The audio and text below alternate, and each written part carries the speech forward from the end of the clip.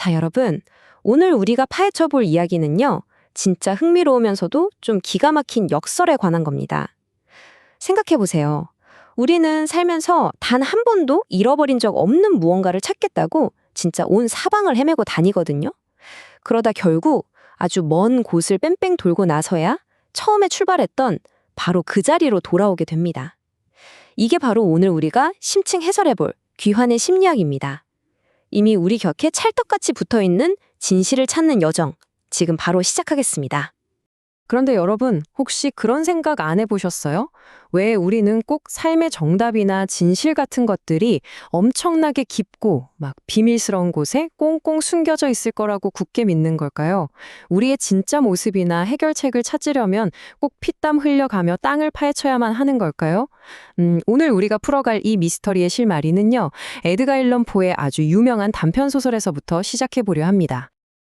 자, 첫 번째 파트입니다. 상실의 환상, 눈앞에 숨겨진 것들에 대해 바로 들어가 보죠. 포의 소설 도둑맞은 편지를 보면요.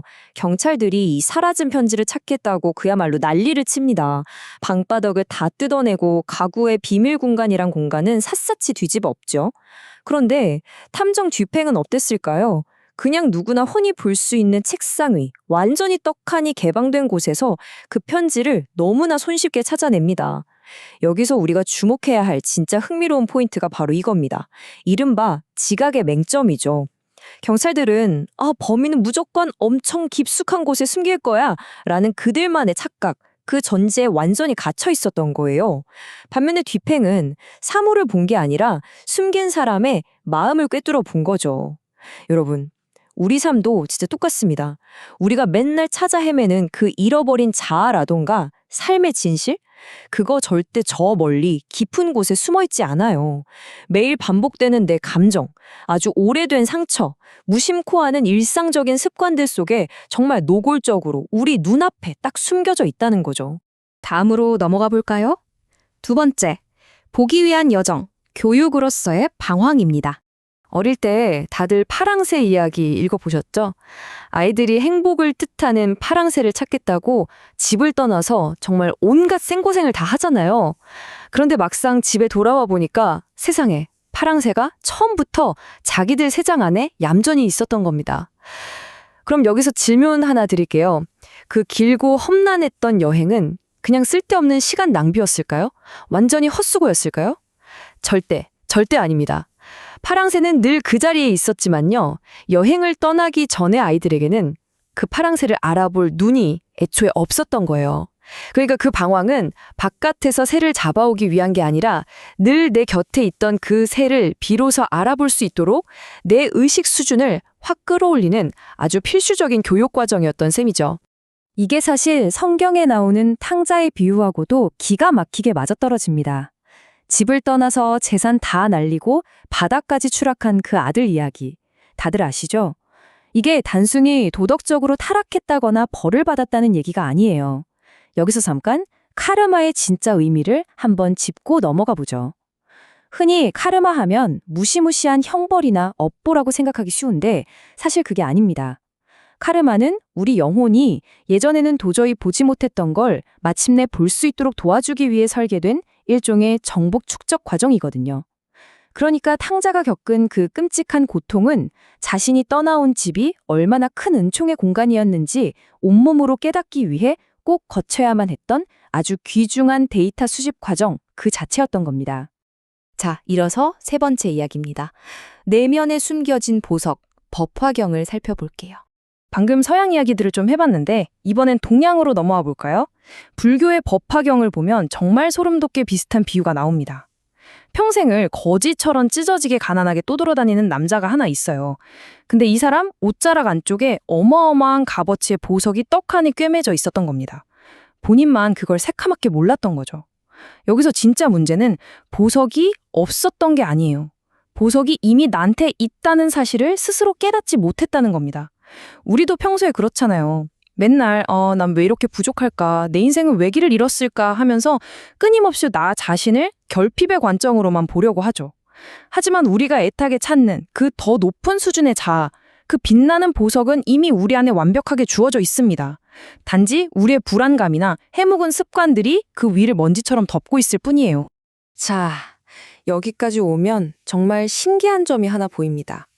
지금 우리가 시대도 문화도 완전 딴판인 이야기들을 살펴봤잖아요. 그런데 이 이야기들이 놀랍게도 하나의 보편적인 5단계 구조로 쫙 연결된다는 겁니다. 한번 보세요. 처음엔 뭔가 소중한 걸 잃어버렸다는 착각에서 시작합니다. 그러고 나선 어떡하죠? 밖으로 나가서 미친 듯이 찾아 헤매죠. 당연히 그 과정에서 엄청난 고통과 방황을 겪고요. 그러다 마침내 이게 처음부터 내 곁에, 내 안에 있었구나 하는 위대한 발견을 하게 됩니다. 그리고 마지막 단계에 가서는 이전과는 아예 차원이 다른 소유와 인식의 상태로 점프하게 되죠. 이게 바로 우리가 살면서 겪게 되는 심리적 성장의 가장 완벽한 마스터 플랜이라고 할 수 있습니다. 이쯤에서 살짝 시각을 바꿔보겠습니다. 네 번째 파트, 운영체제로서의 마음, RPG 운영체제입니다. 지금까지 본 이 고대의 지혜와 문학 속 상징들을 우리한테 익숙한 현대적인 프레임워크로 싹 한번 매핑해 볼까요? 우리 마음을 일종의 롤플레잉 게임 운영체제, 즉 OS라고 쳐보는 겁니다. 자, 표를 한번 보시죠. 도둑맞은 편지는 우리 시스템의 기억계층에 해당합니다. 툭하면 우리를 자극하지만 우리가 아주 꾹꾹 눌러두고 안 열어본 핵심 정보들이죠. 그리고 파랑새는 이미 우리 안에 기본 탑재된 행복 알고리즘, 즉 삶의 가치 계층입니다. 탕자의 이야기는 밖으로 빙빙 돌다가 결국 메인 서버인 근원으로 접속하는 내러티브 루프로 볼 수 있고요. 마지막으로 법화경의 보석은 우리가 아직 실행시키지 않은 엄청난 잠재력의 데이터베이스인 셈이죠. 어떠세요? 이 모든 상징들이 우리 내면의 시스템으로 아주 찰떡같이 번역되지 않나요? 근데요, 여러분, 여기서 제가 아주 중요한 경고 하나 드릴게요. 방금 제가 내 안에 모든 답이 다 있습니다 라고 했잖아요. 이게 결코 그럼 난 가만히 누워만 있어도 알아서 다 해결되겠네 라는 뜻이 절대 never 아닙니다. 이 내면의 시스템은요, 절대 자동으로 돌아가지 않아요. 여러분이 직접 자기 인식을 하고 끊임없이 훈련하면서 이 데이터를 적극적으로 불러오고 또 해석해야 할 책임이 있습니다. 생각해보세요. 똑같은 데이터라도 내가 어떻게 해석하느냐에 따라서 그 도둑맞은 편지가 평생 나를 갉아먹는 트라우마가 될 수도 있고 반대로 나를 억압에서 완전히 풀어주는 해방의 마스터키가 될 수도 있다는 겁니다. 어느덧 마지막 포인트네요. 이 모든 게 어떻게 하나로 모이는지 보시죠. 5번째, 귀환의 연금술, 편지 읽기입니다. 우리가 흔히 말하는 진정한 내면의 치유라는 거 사실 불안하고 부정적인 감정을 지우개로 싹 지워버리거나 꾹꾹 눌러 참는 게 아닙니다.